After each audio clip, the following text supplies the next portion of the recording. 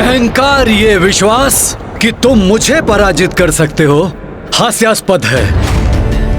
तुम रोकोगे मुझे। तुम्हें कदाचित तनिक भी भान नहीं कि मैं कौन हूं,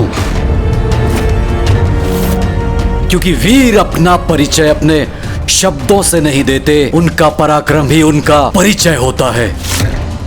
अब मैं अपने वार से तुम्हें उचित परिचय दूंगा। संभाल सको तो संभालो मेरा वार।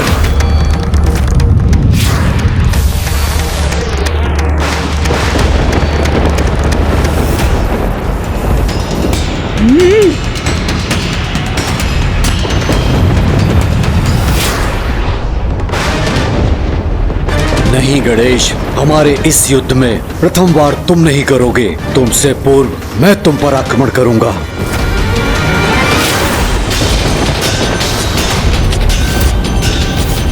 तुम युद्ध करोगे मुझसे? इतना दुस्साहस तुम्हारा? तो लो भौम, तुमने स्वयं अपने विनाश को चुनौती दी है, तो अब उसका सामना भी करो।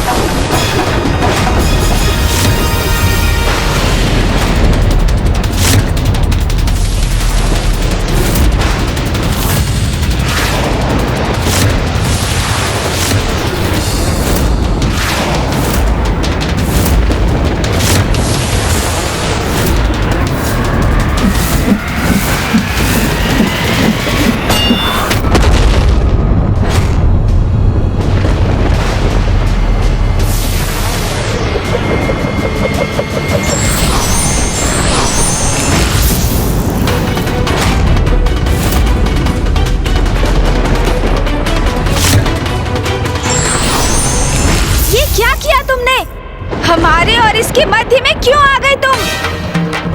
तुमने मेरी योजना ही ध्वस्त कर दी। अन्यथा मैं अब तक इस अहंकारी भौम का अंत कर चुका होता। तुम्हें ज्ञात नहीं तुम ये क्या करने जा रहे थे? मैंने तुम्हें समझाया था ना, अपने क्रोध पर नियंत्रण रखना। कैसे रखूं अपने क्रोध पर नियंत्रण, जब मेरे क्रोध का स्रोत ये भौम मेरे समक्ष है? इसे नष्ट कर मैं अपने क्रोध को सदैव के लिए समूल मिटा देना चाहता हूँ। यदि कोई क्रोधित है इसलिए उसका नाश कर दो, ये उचित तो नहीं, और भौम के क्रोधित होने का एक कारण है जो मुझे ज्ञात हो गया है और तुम्हें भी ज्ञात करना चाहिए। तब तुम उसके क्रोध के मूल कारण को समझोगे। नहीं समझना, मुझे कुछ नहीं समझना। इस भौम को उचित पाठ सिखाने से अब मुझे कोई नहीं रोक सकता। गणेश, तुम अपने स्वभाव के अनुरूप व्यवहार नहीं कर रहे हो। भौम की उग्र ऊर्जा से प्रभावित हो तुम, इसलिए क्रोध में अपना आपा खो रहे हो। हाँ, वही उग्र ऊर्जा जिसे लौटाना अस्वीकार किया है इसने। अब हटो मेरे मार्ग से।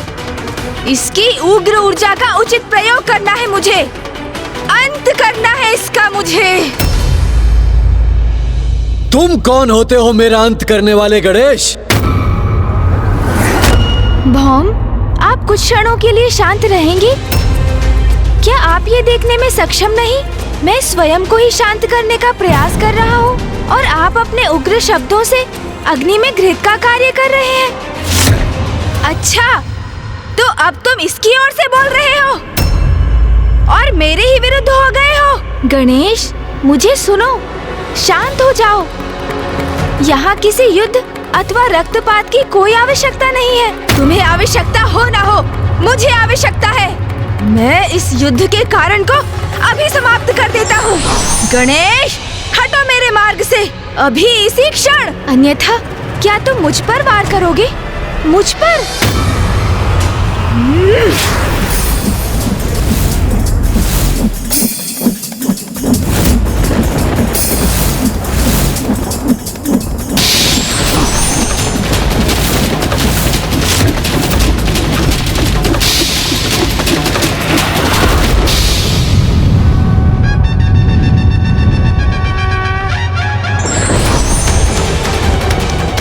यदि भैया यहाँ होते तो तुम्हें मुझ पर वार करने के लिए बहुत कठोर दंड देते। कैलाश लौटने पर उन्हें अवश्य बताऊंगा मैं। फिर देखना, भैया यहाँ होते तो दंडित तुम होते। इस अहंकारी रक्तवर्णी युवक की रक्षा करने और मेरे विरुद्ध जाने के लिए। और उन्हें तो तुम कुछ तब कह सकोगे जब मैं कहने दूंगा तुम्हें। अब मैं सर्वप्रथम तुम्हें बांधूंगा, फिर इस भौम का भी उचित उपचार करूंगा।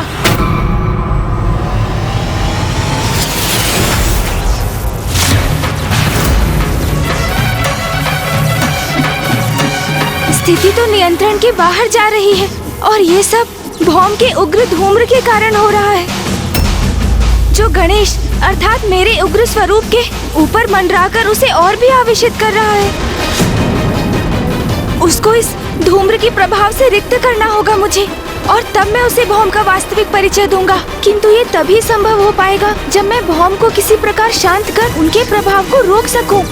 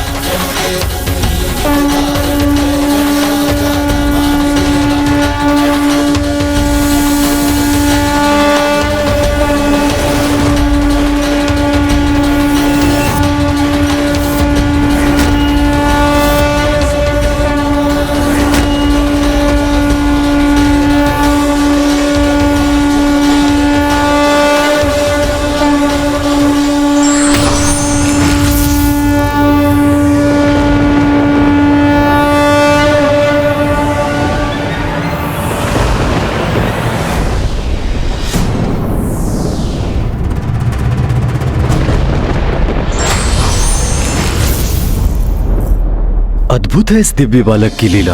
कितनी सरलता से इसने न केवल मुझे अपितु अपने क्रोधी प्रतिरूप को भी शांत करा दिया। इसकी उपस्थिति मुझे चिर शांति का आभास करा रही है। न मन में क्रोध और न कोई ईर्ष्या का भाव ही उत्पन्न हो रहा है। अब कहो, अब क्रोध शांत हुआ तुम्हारा? सत्य है, क्रोध में क्रोधी व्यक्ति स्वयं का ही नाश करने पर आतुर हो जाता है। मैं क्रोधवश कितना बड़ा अनर्थ करने जा रहा था। एक बार पुनः मैंने अपने क्रोध को इतना बढ़ने दिया, और जिसका दुख है मुझे। किंतु ये मैं अभी भी नहीं समझ सका कि तुम इस भौम की इतनी रक्षा क्यों कर रहे हो।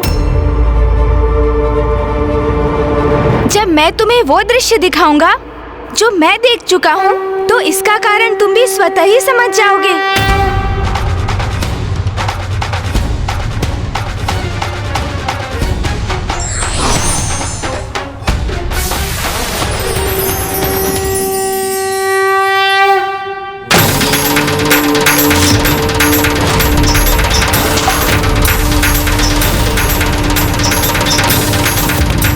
मैं पृथ्वी हूँ, मेरी अपनी कोई संतान नहीं। आपके श्वेत की जो खून मुझ पर गिरी, उसने इस बालक का रूप ले लिया। महादेव, आप उसे मेरे पुत्र के रूप में भेंट दे दीजिए। आज से तुम्हारा पुत्र कहलाएगा और तुम्हारे नाम से जुड़कर इसका नाम होगा भौम भौम।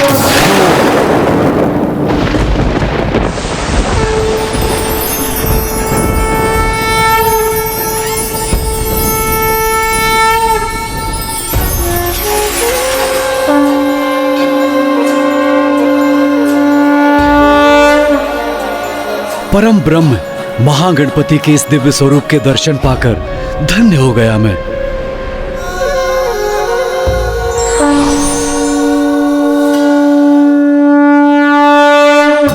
प्रणाम गणेश जी।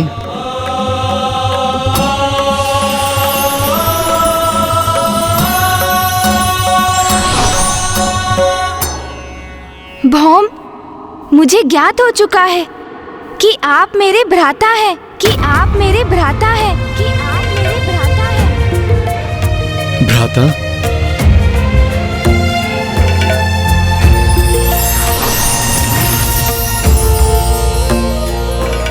भौम, आपने मुझे पूर्व में ही क्यों नहीं बता दिया कि आप पिताश्री के ही पुत्र हैं, मेरे भ्राता हैं।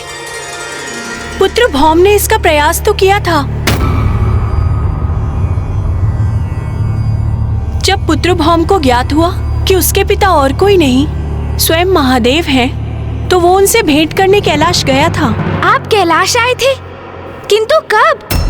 आपके जन्म दिवस पर जब कैलाश में आपका जन्मोत्सव मनाया जा रहा था, तब मैंने कैलाश में प्रवेश करने का प्रयास किया था, किंतु महादेव के 2 गणों ने मुझे वहां प्रवेश द्वार पर ही रोक दिया। मेरा बहुत अपमान किया और मुझे वापस लौटने को कहा। उसी दिवस से भौम इस आशा में तपस्या कर रहा है कि महादेव उससे प्रसन्न होंगे, उसे दर्शन देंगे और अपने पुत्र के रूप में स्वीकार करेंगे। आपको कैलाश से अपमानित होकर लौटना पड़ा। ओह, तभी आपको मुझसे इतनी ईर्ष्या, इतना द्वेष है, और इसलिए मुझे आपकी ये उग्र ऊर्जा निरंतर प्रभावित कर रही है, क्योंकि आपकी उग्रता का लक्ष्य तो मैं ही हूँ ना।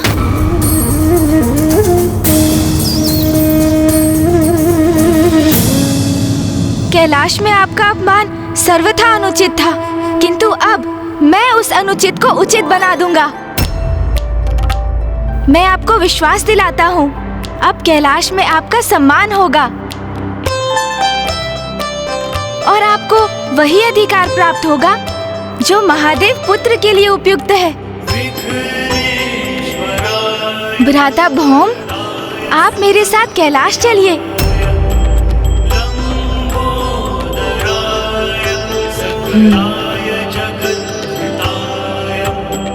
गणेश जी, मैं आपके साथ सहर्ष कैलाश चलूंगा, किंतु मेरा एक अनुरोध है, माँ भी हमारे साथ चलेंगी।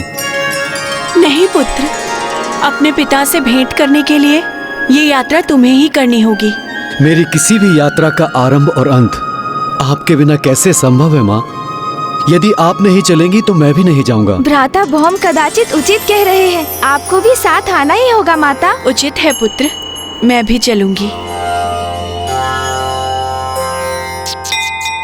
चलिए मूषक जी, हम भी कैलाश जाकर भ्राता भौम के स्वागत की तैयारी करते हैं। इस बार इनका बहुत भव्य स्वागत होगा, ये मेरा वचन है।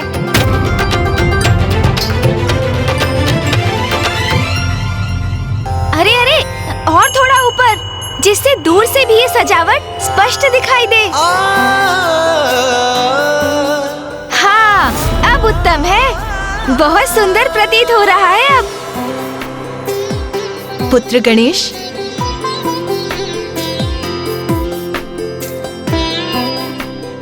माँ, मैं आज बहुत ही उत्साहित और आनंदित हूँ, क्योंकि आज कैलाश में एक अत्यंत विशेष व्यक्ति का आगमन हो रहा है,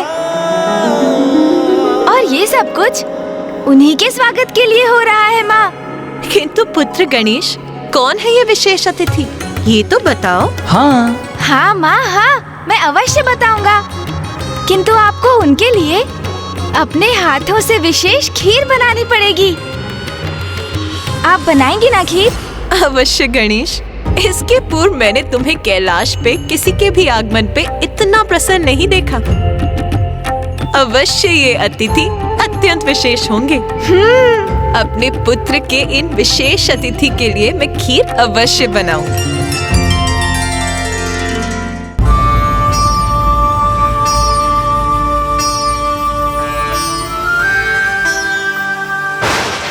कहां से, कैसे कैसे बड़े बड़े भ्रम पाल कर यहाँ पहुंच जाते हैं मूर्ख अज्ञानी।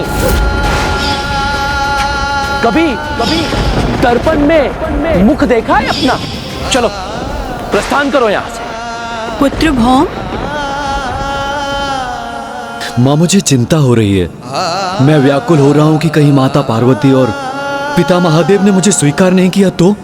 ऐसा संदेह भी मन में क्यों ला रहे हो पुत्र भौम?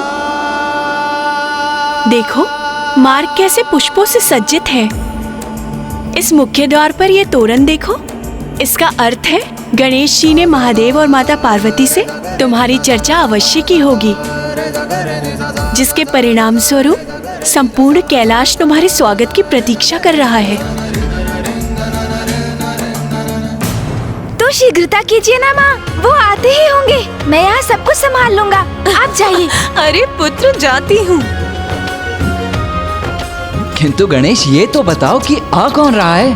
कुमार कार्तिकेय जी, महादेव के पुत्र, आपके और प्रभु के भ्राता आ रहे हैं। हाँ, आपके भ्राता आ रहे हैं, अर्थात प्रभु महादेव के पुत्र।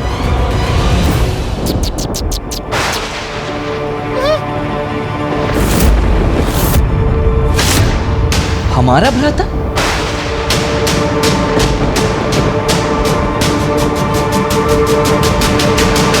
क्या मूषक जी, क्या कहा आपने? माता ऐसे स्वर में क्यों पूछ रही हैं?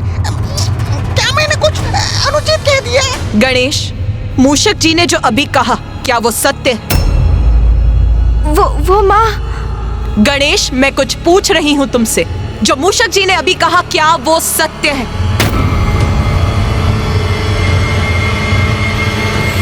हाँ माँ। गणेश, ये सब क्या है? यदि तुम्हें कुछ ज्ञात था तो वो माँ को पूर्व में बताना चाहिए था ना। यदि माँ को नहीं तो मुझे ही बता देते। अब मुझे बहुत चिंता हो रही है। माँ भी अत्यधिक प्रसन्न नहीं प्रतीत हो रही हैं। और ये क्या कहा तुमने? हमारा एक अन्य भ्राता भी है? ये तुम क्या अनर्गल बातें कर रहे हो गणेश? मेरा केवल एक ही अनुज है और वो तुम हो। मेरा कोई दूसरा अन्य भ्राता हो ही नहीं सकता, कदापि नहीं।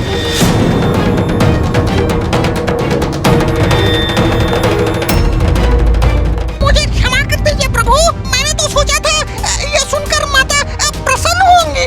ये मुझसे कैसे भूल हो गई प्रभु? स्वयं को दोष मत दीजिए मूषक जी। आपने जो कहा, आपके उत्साह में आपके मुख से निकल गया। किंतु चिंता मत कीजिए मूषक जी। माँ जब भ्राता भौम से मिलेंगी तो उन्हें शेष प्रश्नों के उत्तर भी मिल जाएंगे। किंतु अब ये ध्यान रखना है कि भ्राता भौम के कैलाश में प्रवेश के पूर्व मध्य में ही कोई व्यवधान न उत्पन्न हो जाए। स्वामी। उमा, आप इतनी व्याकुल क्यों हैं? क्या हुआ प्रिय? स्वामी, क्या आपको ज्ञात है आज कैलाश में किसका आगमन होने वाला है? जिस विशिष्ट अतिथि के लिए गणेश इतनी धूमधाम से कैलाश में तैयारियां कर रहा है, ज्ञात है आपको? कौन है वो? उमा, कौन है ये विशिष्ट अतिथि? तोतला जी, माता तो अत्यंत रुष्ट हो गई हैं। अब विशेष अतिथि के स्वागत का उत्तरदायित्व तो आपके और मेरे कंधों पर ही है। अरे नंदी, वो देती है क्या? तोतला जी, कहाँ देखूं और किधर देखूं? अरे नंदिनी वो देती है, उधर देती है।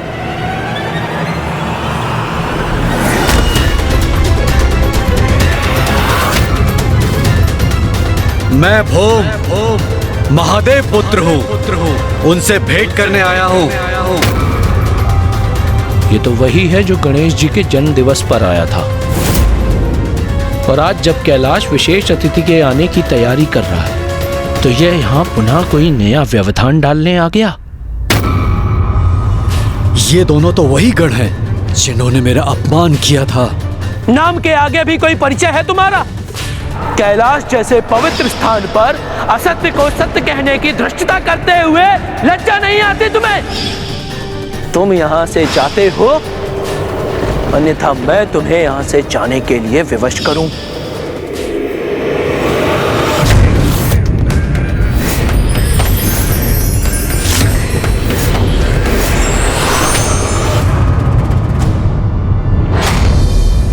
आने दो इसे। पिछली बार यूं ही जाने दिया था, किंतु इस बार अवश्य दंडित करेंगे। मुझे तो प्रतीत होता है ये तेलाब पे अवत्य तो अशांति उत्पन्न करने आया है। ये कौन होता है कैलाश में अशांति उत्पन्न करने वाला? आज भी कितने क्रोध का भाव है इनके मुख पर। नहीं, यदि माँ की उपस्थिति में इन्होंने मेरा अपमान करने का दुस्साहस किया तो मैं इन्हें क्षमा नहीं करूंगा। अंत ही कर दूंगा इन दोनों का। विश्वास रखो पुत्र, इस बार तुम्हें कोई अपमानित नहीं करेगा। यहाँ जो होगा वो पुत्र गणेश के वचनानुसार ही होगा। उमा, बताओ कौन आ रहा है कैलाश? आपका पुत्र। किंतु गणेश तो लौट आया था।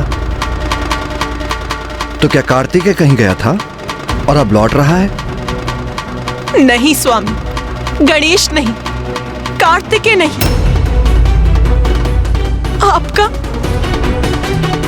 आपका एक अन्य पुत्र। उमा, ये आप क्या कह रही हैं? कौन सा अन्य पुत्र? आपका तृतीय पुत्र आ रहा है आज।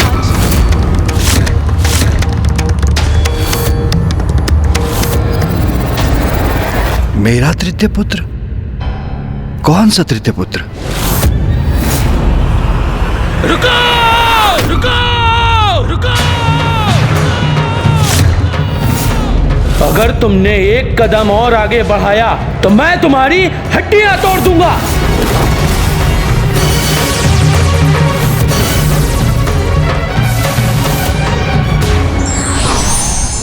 पूरी बात बिना जाने प्रतिक्रिया नहीं देना चाहिए, अन्यथा भूल हो सकती है।